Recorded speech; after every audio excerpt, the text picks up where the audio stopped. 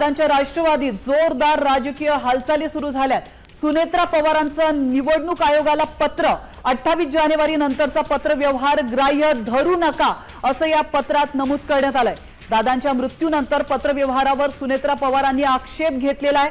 या क्षणाची अतिशय महत्त्वाची बातमी आपण पाहतोय। अजित दादा यांच्या राष्ट्रवादीमध्ये चांगलीच खळबळ माजलेली आहे आणि जोरदार राजकीय हालचाली या ठिकाणी सुरू झाल्याचं पाहायला मिळत आहे। दादांच्या राष्ट्रवादीत काय घडतंय नेमकं असा प्रश्न आता सर्वत्र विचारला जातोय। सुनेत्रा पवारांनी निवडणूक आयोगाला पत्र दिलेलं आहे। 28 जानेवारी नंतरचा पत्रव्यवहार ग्राह्य धरू नका अशी विनंती निवडणूक आयोगाला केली आहे आणि याचं पत्र आता साम टीव्हीच्या हाती लागलेलं आहे।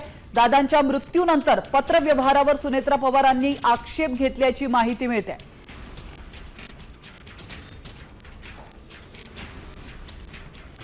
आपण पाहू शकतो या दृश्यांमध्ये हेच ते पत्र आहे जे सुनेत्रा पवार यांनी पाठवलेलं आहे। दादांच्या मृत्यूनंतर पत्रव्यवहारावर सुनेत्रा पवार यांनी आक्षेप घेतलाय आणि त्या संदर्भात त्यांनी पत्र देखील लिहिलेलं आहे।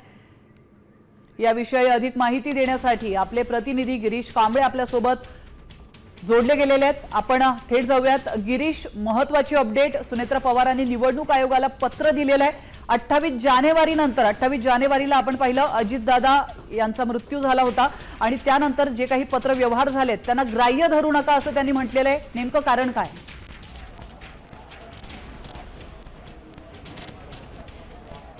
नक्कीच अजितदादांच्या अपघातानंतर जे पत्र लिहिण्यात आलेलं होतं निवडणूक आयोगाला जे सांगण्यात आलेलं आहे की राष्ट्रीय अध्यक्षानंतर जे काय अधिकार आहे ते कार्याध्यक्ष म्हणजे कार्याध्यक्ष प्रफुल्ल पटेल त्यांनी जे पत्रव्यवहार केलेला होता निवडणूक आयोगाला आणि त्यावर सुनील तटकरे यांची देखील सही आहे।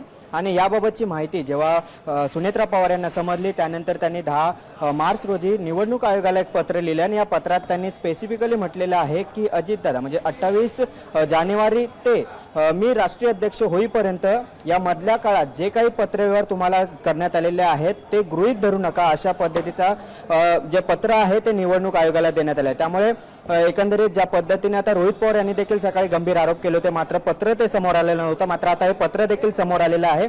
त्यामुळे आता ज्या पद्धतीने पत्र समोर आले त्यामुळे तटकरे आणि प्रफुल्ल पटेल यांच्या जे वर्चस्व होतं त्या वर्चस्वाला कुठेतरी धक्का बसलेला आहे आणि त्यामुळे आता एकंदरीत सर्व आमदारांमध्ये एक चर्चेचे सूर आहे किंवा नाराजीचा सूर आहे तो एकदा सुरू झालेला आहे।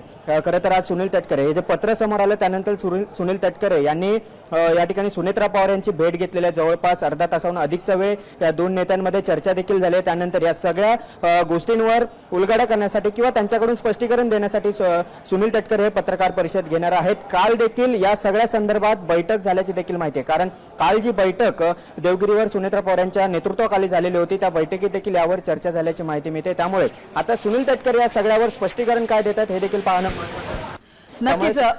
गिरीश, धन्यवाद तुम्ही दिलेल्या महत्त्वपूर्ण माहितीबद्दल। आपण पाहतोय दादांच्या राष्ट्रवादीमध्ये महत्त्वाची घटना घडलेली आहे ती म्हणजे सुनेत्रा पवार यांनी निवडणूक आयोगाला पत्र दिलेलं आहे आणि 28 जानेवारी नंतरचे सर्व पत्र हे तुम्ही ग्राह्य धरू नका असं त्यांनी म्हटलेलं आहे।